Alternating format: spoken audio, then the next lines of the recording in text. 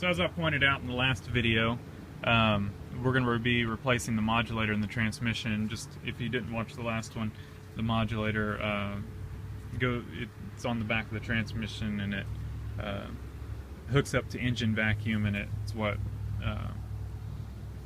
tells the transmission when to shift, or one of the things.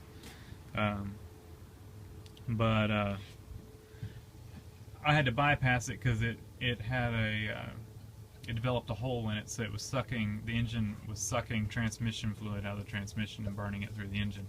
And so this line right here, this middle line, is what goes down to the modulator. I've got it plugged off right now just so I could get this thing home without it sucking all the fluid out of the transmission. And here's our new one. So we're going to slide up under the truck. It's got, if I remember right, one bolt that goes right here. It's got like this little bracket, and one bolt holds it in. Of course, and then it's got a line on it. That metal line goes in, it's a rubber hose over it. And so we just take that line off, take the bolt that holds the hold down bracket on, and just pop this thing out and pop the new one in.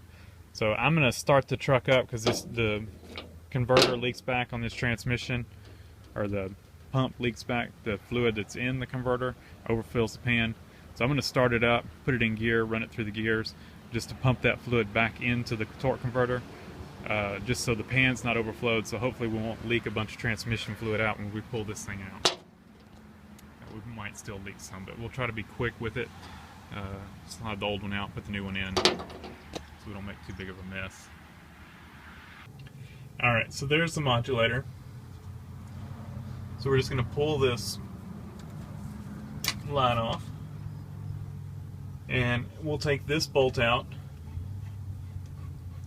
and then we can slide this bracket out of the way and pull the modulator out. Here's our new one. These are adjustable for your shift points. If you look, there's a I don't know if you can be able to see in there. Slightly adjustable. You're not going to change it a lot, but I don't know if you can see down in there. You can see a spot where you can get a flathead screwdriver. You can adjust these. I don't know if you can adjust all of them. Yeah, that one you can adjust to. Like I said, this transmission, it leaks back, and so even though it's got new seals everywhere, it leaks and it drips.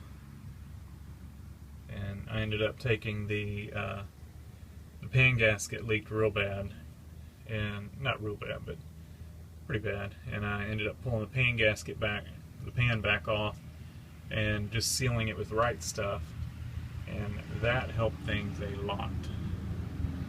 Like I said, I did all this a year ago, and so I've dealt with it dripping for a year, and we'll end up pulling the transmission at some point and replacing the pump. But it works good, shifts good, everything works about it. It won't hold the fluid in the converter and just leaks it back. So let me get that bolt out and we'll pull this modulator out and slip the other one in. I'll probably do that real quick. Just pull it. It's got an O-ring on it. Put a little transmission fluid on the O-ring, and I'll just pull it out and put it in real quick, because we may end up leaking some fluid out when we do it, and I don't want to make a big mess, so I'll probably just try to do that real quick. Before I pull that one out, I figured I would just show you all this bracket. Here it is. And, well, you can see what it does.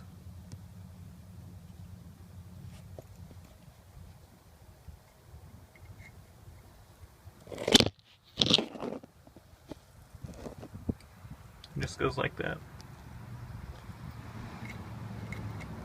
And holds it in. So we pull the old one out, and we'll put the new one in. Well, we're not leaking, so we'll leave it alone. The O-ring stayed in the transmission,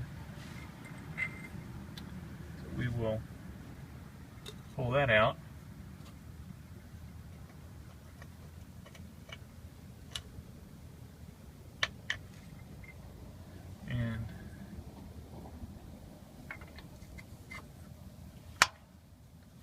pop the new one in, just like that.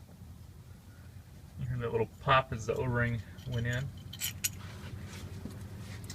And we'll slip our little bracket.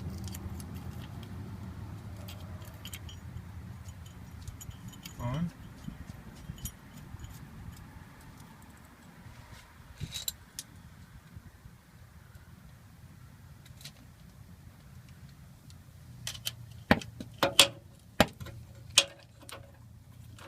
This is a sorry ratchet and socket set, but it's just want to keep it handy. You can buy one of these cheap sets. They're like $5 for a whole set, and just put them in. Put a set in every vehicle. Hook that up, and I'll go hook it up on the intake manifold. All right, just to show y'all, this thing was sitting here. This is the old one, and it's been dripping transmission fluid out the vacuum side of it, which should not happen. Should not have transmission fluid on that side. And we now just need to hook this line back up. I've got the hose off here, and we'll need to pull this out of the way, and I'm going to need both hands to do this, and we'll slip it back on. Got it on there. That piece of rubber, I'm probably gonna have to replace it. It's a little swollen. I think I had noticed this thing smoked just a little bit, and this motor's got like less than 15,000 miles on it, and so I thought that was kind of odd. It runs perfect. It doesn't smoke on startup, you know, like they normally do when the valve seals are bad. But I mean, it was a completely rebuilt motor, and of course it was like 12 years ago or something. It was rebuilt, but it's only got like 15,000 miles on it, and so, and it doesn't run like it maybe has a stuck ring or something. I mean, it just runs perfectly smooth, perfectly fine, and so I didn't think anything like that was wrong with it, and I thought, well, maybe the valve seals were leaking. But normally when they leak, you know, you get that puff of smoke on startup, which it does not do. Its smoking was more when it was running, and it was just kind of a slight smoke. And so I think that modulator's been slightly leaking, just a little bit, just sucking in just a little bit of transmission fluid just to make it smoke just a little bit. So I'll be interested to see if it doesn't anymore. But when it completely failed, it was just pouring smoke out. So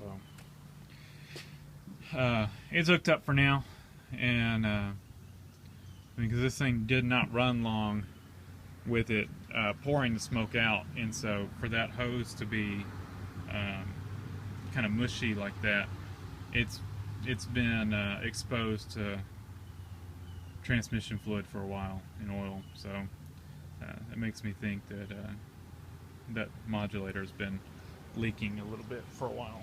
So anyway, we're going to put the air cleaner back on it, and we should be good to go. So thanks for watching.